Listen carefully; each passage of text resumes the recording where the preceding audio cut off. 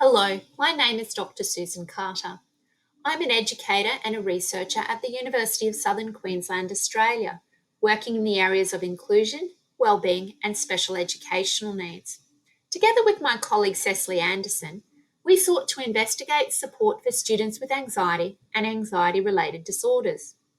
This interest was sparked by a report in 2019 where it was estimated that 1 in 7 adolescents experience mental health disorders, which amounts to an estimated 166 million adolescents, 89 million boys, and 77 million girls globally. In a United States study, it was identified that close to 1 in 3 of all adolescents aged 13 to 18 will experience an anxiety disorder, with anxiety disorders in children and teens reported as high as 20%. Similarly, Australian research findings from 2017 to 2018 show approximately 3.2 million Australians demonstrated an anxiety-related condition. So that's about 13.1% of people. Our study, InSync Inclusive School Communities Supporting Students with Anxiety, investigated the experiences of educators working in inclusive schools and how they supported students with anxiety and anxiety-related disorders. We felt that this work was important because the increased prevalence of student anxiety is becoming more evident in school communities across the globe. Education systems and educators are struggling to respond to the huge breadth of individual needs of students, including those being diagnosed with anxiety or anxiety disorders. Before the COVID-19 pandemic, it could be expected that approximately 10% of students in a typical class could experience anxiety-related impairments in behaviour, social or academic functioning. However, since the onset of COVID-19, children and adolescents worldwide have experienced increased disruptions in their everyday lives, with 1 in 5 youth now experiencing clinically elevated anxiety symptoms, which is almost double pre-pandemic figures.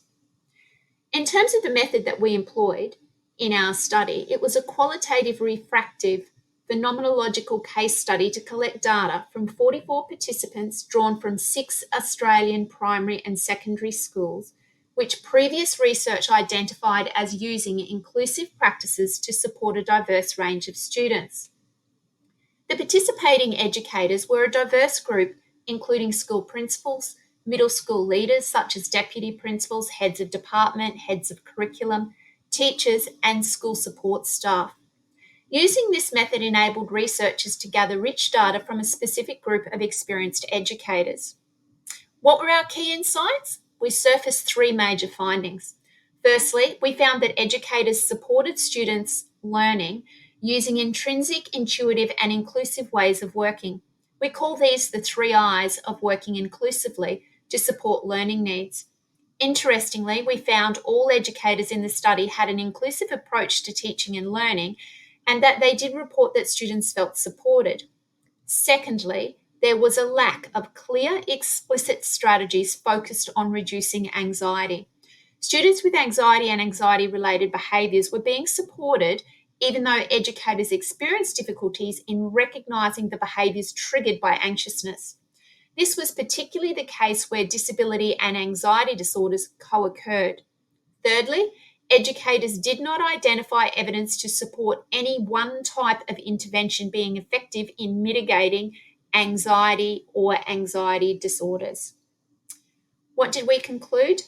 The data suggests a culture of inclusion supports students with anxiety in a really general way, even though teachers and support staff may not recognise the student's anxiety. Interestingly, parents were mostly the first identifier of anxiety in their children.